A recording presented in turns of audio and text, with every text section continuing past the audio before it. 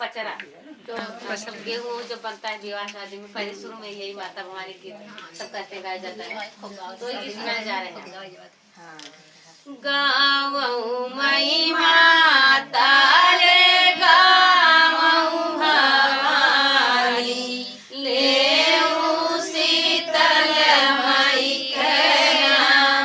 गावऊ मई माता रे गावऊ भवानी, लेऊ शीतल मई के नाम।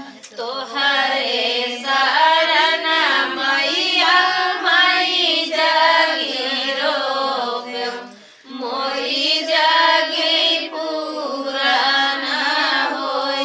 तोहरे शरण मैया मई जगी रोप्यो, मोरी जगी पूरन होय। जऊ मोरी जगिया पूरन होई जई है, पूजबई